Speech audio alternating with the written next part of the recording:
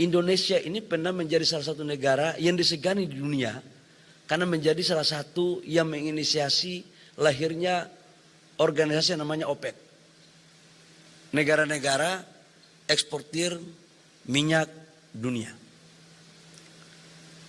Dan puncaknya kita pada pada tahun 96-97 lifting minyak kita itu mencapai 1.500.000 sampai 1.600.000 barel per day.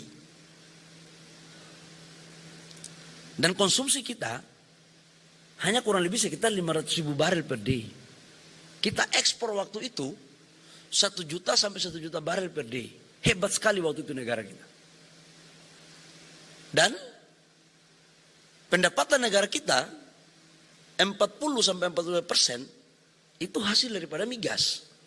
Waktu itu muncul krisis ekonomi 98 dan memang menurut saya negara-negara yang di luar Indonesia itu merasa khawatir betul dan tidak nyaman kalau kemudian Indonesia menjadi salah satu negara yang hebat.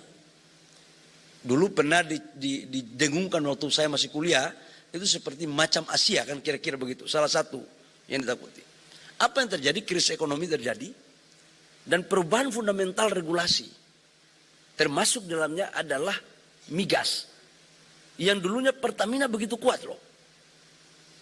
Pertamina begitu kuat. Sampai-sampai pada tahun 70-an, tahun 80-an Petronas itu belajar sama Pertamina. Ya Pak Simon ya. Dan itu saya dikonfirmasi langsung oleh Presiden Direktur Pertamina, Datuk Sri, waktu datang ke saya. Tapi apa yang terjadi Bapak Ibu semua?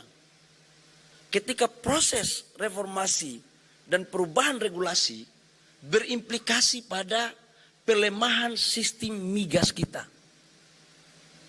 Dampaknya apa? Lifting kita di 2024 itu hanya mencapai 580.000 barel per day. Konsumsi kita itu 1.600.000 barel per day. Jadi posisi tahun 96-97 itu berbanding terbalik dengan kondisi sekarang ini. Sementara Pak Presiden Pak Prabowo menyatakan bahwa sebuah negara hebat kalau mandiri pangan dan mandiri energi. Ini dari sisi energi. Pertanyaan berikut adalah, apa dengan penurunan lifting itu, apakah memang kita sudah nggak punya sumber daya alam? Atau masih ada?